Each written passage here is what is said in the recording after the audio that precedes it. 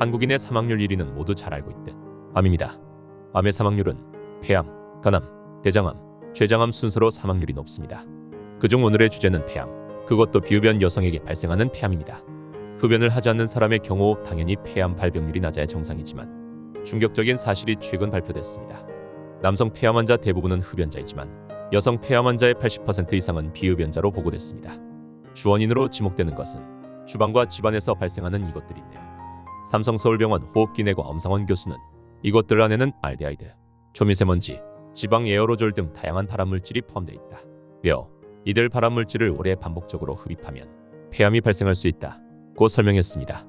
오늘은 여성 폐암의 주 원인이자 우리들의 주방과 침실에 너무 흔하게 방치되어 있는 이 충격적인 이것에 대해서 알려드리겠습니다. 제가 오늘 알려드리는 내용만 잘 숙지하시고 실천하신다면 여성 폐암의 주 원인을 하나 제거할 수 있습니다. 그러니 꼭 영상 끝까지 시청하시고 좋아요와 구독 한 번씩 부탁드리겠습니다. 그럼 영상 시작하겠습니다. 안녕하세요. 여러분들의 가치 있는 시간 가시TV입니다. 오늘 알려드릴 여성 폐암의 주 원인인 이것의 정체는 두 가지입니다. 간접흡연이 매연 같은 뻔한 이야기가 아니니 꼭 끝까지 시청해 주시길 바랍니다. 첫 번째, 가스레인지. 가스레인지를 사용하면 여러 유독가스와 미세먼지가 배출된다는 사실 알고 있으셨나요? 여러분이 조리를 하기 위해 가스레인지를 킬 때 살짝 시큼한 냄새가 나는 걸 경험해 보셨을 겁니다. 그 냄새는 노출된 가스의 냄새인데 건강을 위험하는 냄새로 생각하시면 됩니다. 그 냄새에 포함되어 있는 성분 중 가장 위험한 성분이 일산화탄소입니다. 일산화탄소는 공기 중에 0.5%만 포함되어도 5에서 10분 이내의 사람의 사망에 이르게 하는 유독물질이죠. 우리가 일산화탄소를 들이마시게 되면 일산화탄소는 헤모글로빈에 달라붙는데요. 헤모글로빈은 산소를 운반하는 역할을 하므로 각 체내 기관에 필요한 산소 공급이 어려워집니다. 그러면 왜 가스레인지에서 일산화탄소가 배출될까요? 일반적인 도시가스의 주성분은 메테인, 메탄가스인데요. 메테인은 연소 시 산소가 충분하면 이산화탄소가 나오지만 반대로 산소가 부족하면 일산화탄소가 나오게 됩니다. 우리가 마시는 공기 중에 산소가 있으니 괜찮다고 생각하실 수도 있지만 메테인은 주변 산소를 소모해 결국에는 일산화탄소가 생기게 됩니다. 가스레인지에서 배출되는 유독 물질에는 이산화질소도 있습니다. 이산화질소는 국가에서 대기질을 관리할 때도 항상 주목하는 성분으로 우리 호흡기에 상당히 안 좋은 영향을 미칩니다. 가스레인지를 사용하면 800에서 일섭씨 300도 사이의 고열이 발생하는데요. 이러한 화력은 주변 산소와 질소의 화학 반응을 유도하여 먼저 일산화질소를 만들어내고 순식간에 이산화질소로 변환시키고 맙니다. 그러니까 가스레인지 앞에 있는 분들은 일산화탄소와 이산화질소를 지속해 들이마시게 된다는 거죠. 심지어 요리 중에 KF94 마스크를 사용해도 일산화탄소와 이산화질소로부터 자유로워질 수는 없다고 합니다. 이러한 이유 때문에 최근 미국 정부가 가스레인지 판매를 금지하는 방안을 검토하고 있습니다. 가스레인지를 사용할 때는 물론이고 꺼져 있는 상태에서도 가스가 누출된다는 충격적인 지적 때문입니다. 캘리포니아 PSE 해시에너지 연구팀은 가스레인지와 가스 오븐 등에서 실내로 천연가스가 누출되면서 실내 공기 중에 벤젠 농도가 캘리포니아 환경건강위험평가국 권고 기준을 초과할 수 있다는 연구 결과를 내놓기도 했습니다. 연구팀은 누출 속도가 높고 환기가 잘 안되면 이 권고 기준을 초과하게 된다면서 이 기준을 초과한다는 것은 실내에서 간접흡연에 노출되는 것과 마찬가지라고 설명했습니다. 이러한 유해 가스에 노출되지 않기 위해서는 가스레인지를 사용하지 않고 전기레인지를 사용하는 게 가장 좋은 방법이고 요리를 시작할 때 주방 우드와 창문을 열어 환기를 시켜준다면 유해가스 노출에 최소화를 할 수 있습니다. 여기서 질문이 있습니다. 그렇다면 가스를 사용하지 않는 전기레인지는 안전할까요? 놀랍게도 가스를 사용하지 않고 전기레인지를 사용해도 주방엔 위험한 유해 물질이 남아 있습니다. 두 번째, 조리흉. 조리흉이라는 용어를 처음 들어보시는 분들이 있을 겁니다. 조리흉이란 일반적으로 기름을 사용해 볶거나 튀기는 요리를 할 때 배출되는 배출물을 말합니다. 흉은 금속 등 고체가 순간적으로 고온을 받아 기체가 됐다가 냉각되면서 만들어진 미세한 입자를 뜻합니다. 대표적인 게 용접흉입니다.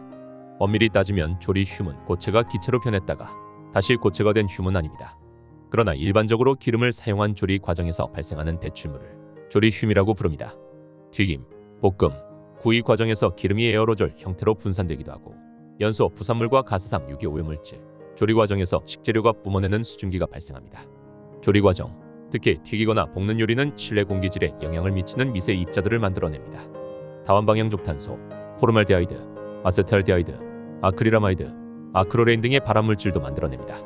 대한폐암학회 연구위원회는 2017년부터 2년간 전국 10개 대학병원에서 비흡연 여성 폐암 환자 478명과 비흡연 여성 환자 459명을 대상으로 설문조사를 시행했습니다.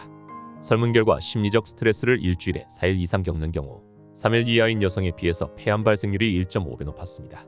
주방이 분리되어 환기가 잘 안 되는 공간에서 요리를 하는 여성은 그렇지 않은 여성에 비해서 1.4배 높았고, 요리 시에 눈이 자주 따갑거나 시야가 흐려질 정도로 환기가 안 되는 경우 폐암 발생률이 각각 5.8배, 2.4배로 높았습니다.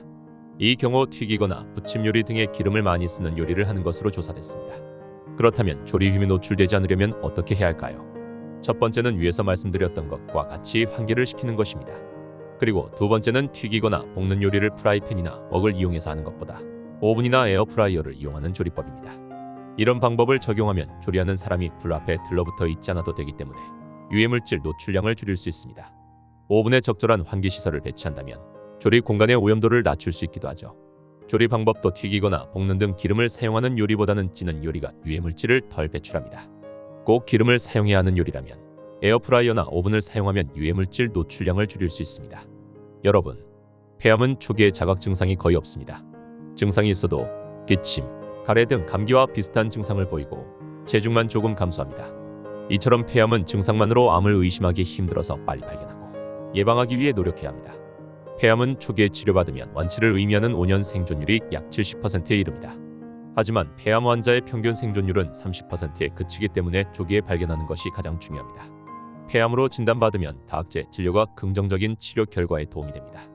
내과, 외과, 방사선종양학과 등 의료진이 진료 방법에 대해 충분히 논의해 환자에게 가장 적합한 치료법을 찾습니다. 폐암은 암의 진행 단계, 발병 위치, 기저폐의 기능 여부에 따라 다양한 치료 방법을 적용합니다. 여성은 흡연 여부와 상관없이 위험 요인에 많이 노출되면 특별한 증상이 없어도 폐 검진을 받는 것이 바람직합니다. 가천대 길병원 호흡기내과 경선용 교수는 폐암을 예방하려면 직간접 흡연을 피하고 음식을 조리할 때 환기를 시키는 것이 중요하다며 주 3에서 4회 이상 규칙적인 운동도 폐암 발생 위험을 낮춘다는 연구 결과가 있다고 강조했습니다. 지금까지 비흡연 여성분들이 폐암을 걸리게 되는 요인 2가지를 알아봤습니다. 지금까지의 내용을 정리드리면 1. 가스레인지의 유해 가스를 조심하자. 2. 전기레인지도 안전하지 않다. 3. 그러니 조리를 할 때는 반드시 창문을 열고 환기를 시켜라. 4. 가능하다면 에어프라이어나 오븐을 이용하자. 긴 영상 시청해주셔서 감사합니다.